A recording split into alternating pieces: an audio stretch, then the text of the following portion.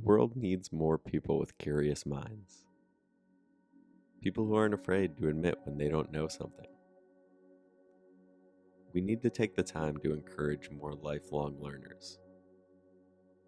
At least that's my goal with this podcast. I think the future is at stake. But at the same time, I do believe that a more informed population can and will move humanity forward.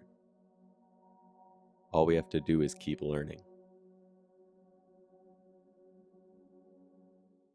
What's going on, everybody? Welcome back to Nick Learns Everything. So, last week I learned that commercial spaceflight might be available as early as next year. And when I say commercial spaceflight, yes, I mean your ass in space. That's right. I'm talking about you buy a ticket, get on a spaceship, and boom, you're in space. And I know what you're thinking, and you're right, it's not exactly that easy. So let's break it down a little bit.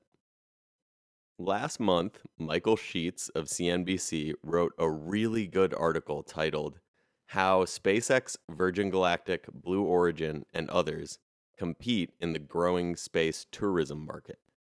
In the article, he says that both Virgin Galactic and SpaceX expect to fly private paying passengers to space next year. To get a better idea of what this means and what space tourism really looks like, Michael breaks down the difference between suborbital tourism and orbital tourism. And the difference is very important. I'll get into it more specifically here, but it's important to note that those are two very different things. Michael writes, quote, "There are two companies competing in the realm of suborbital tourism. Virgin Galactic, which debuted on the public market last year and trades under the ticker SPCE, and Blue Origin, the private space company funded almost entirely by Amazon founder Jeff Bezos. Both of the company's systems are rocket-powered and capable of carrying up to 6 passengers on a flight. Now, from what I've read, you would be in a very different spacecraft depending on what company you go with, which was unsettling to me a little bit at first, but I guess there's a couple different ways you can skin that cat when it comes to space travel, so it's not really a big deal that they're doing it different ways. The Virgin Galactic spacecraft that they have is almost like a small plane. It looks really weird, like a jet. Kind of, I guess, would be how I would say it. It looks kind of weird, but that's the best way I could describe it, like a private jet almost. And that plane gets attached to a larger plane, which tows it up to something like 40,000 feet. And then it releases it, which allows it to do some form of a backflip while it's falling before the rockets cut on and then blast you up to basically the edge of space. Or, as I would like to put it, an experience that I will never be having because I am a human man and not fireworks. So I have no interest in being towed up with a bigger plane, then dropped into a backflip before the rocket hopefully cuts on and flies us up to the edge of space. Not something I'm interested in. Something I am interested in, though, is the Amazon spacecraft, which is a lot more similar to a traditional rocket that you see today, like the long tube, and then to just blast straight up into the air with like the little capsule on the top. That's the Blue Origin spacecraft, rather. I think I called it the Amazon spacecraft. It's not. It's Blue Origin, different company, but Jeff Bezos, the owner of Amazon, owns Blue Origin. Now, to be honest, it isn't exactly unsettling that these two companies have different plans of how to pull off this suborbital space flight. However, it is unsettling to me that, according to Business Insider, a Spanish startup is planning on challenging Blue Origin and SpaceX by using balloons to break into the suborbital tourism industry. And the sentence Spanish startup plans to compete with Richard Branson and Jeff Bezos by using balloons to enter the space industry honestly sounds like it could either be a pilot for a cartoon or just a horrifying accident waiting to happen. Sort of like the sentence trains used to be driven by people, but one golden retriever has his sights set on changing just that. Feels like it can only be followed by either premiering this fall on Disney Plus, or at least that's what he thought until the tragedy. If only someone had stood up and said it seemed like a really bad idea, maybe all those people would still be alive. I mean, come on, balloons? No, I doubt that's going anywhere, even remotely close to the way that they think it's going to. And I could be wrong, but if you said to me, Nick, what's the future of space travel look like?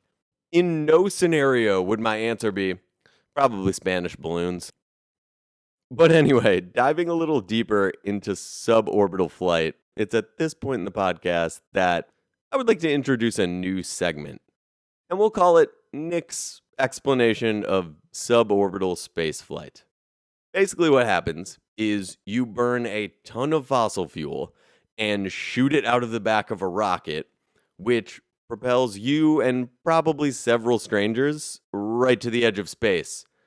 And it's at that point that you experience microgravity and float around for a couple of minutes. And I literally mean that. They're only up there for a couple of minutes.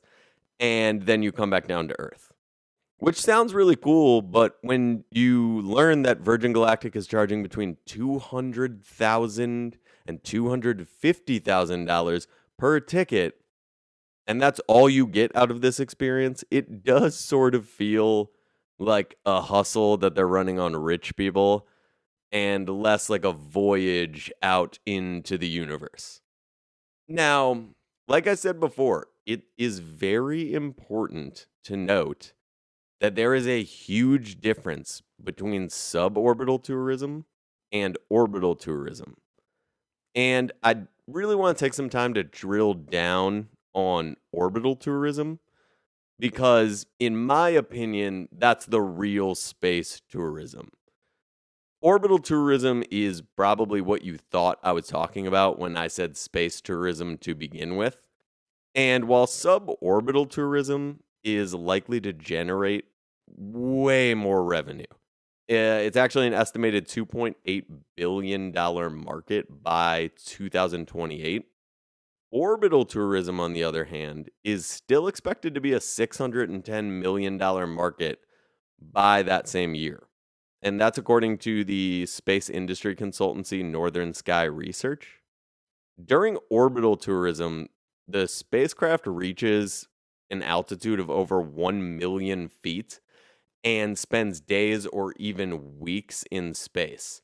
So the if you're on one of these orbital tourism flights, you're actually going to be going into space and staying in space for a while, and that's that massive difference I was talking about. Like that is some real astronaut shit. That is a completely different thing altogether.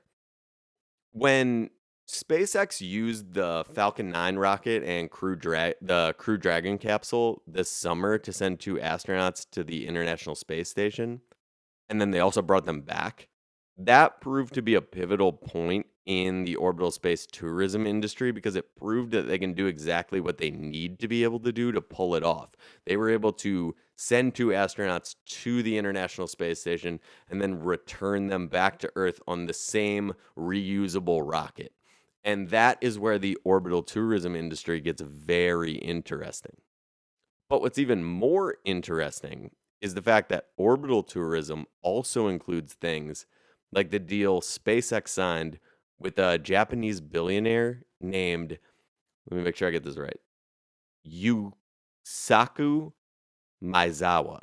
And they made a deal, they actually signed a deal with him to fly him around the moon in the year 2023. And this is where things get really, really interesting to me because orbital tourism could lead to commercial trips not only around the moon, but to the moon. And that moon tourism could actually be closer than you think. Because I found an article written by CNN business writer David Goldman, where he reported this week that NASA partnered with Nokia and they have plans to put a 4G network on the moon as a part of NASA's goal to build a base on the moon by the year 2028. That's less than 10 years from now. They want to have a functioning base on the surface of the moon. And to think that in my lifetime, I could buy a spaceship ticket, fly to the moon, and then sit on the moon and post memes on Twitter while I'm up there is quite literally one of the most amazing things I have ever heard in my life. The only caveat to all this is the fact that as of right now, orbital space tourism is expected to cost between $50 million and $100 million per ticket. So with that being said, I'm asking you guys to please subscribe and share this podcast. If I can be so blessed in my life to make enough money that I'm able to buy a ticket to the moon base and use 4G to record a podcast episode about aliens while I am on the moon, I am absolutely going to do it. And maybe I'm wrong. Maybe I never get there. I mean, at the end of the day, what do I know? Space travel is going to be hard for a guy who can't read a book in the car because he'll get motion sick.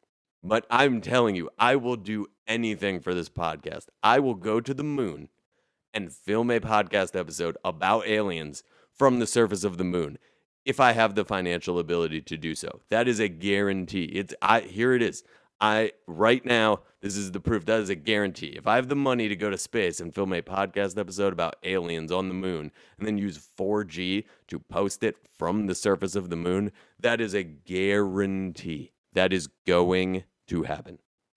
Anyway, I hope you guys enjoyed this episode. I love all of you for real. Thank you so much for tuning in. It means the world to me for real. Shout out to all my family and friends who helped me get here.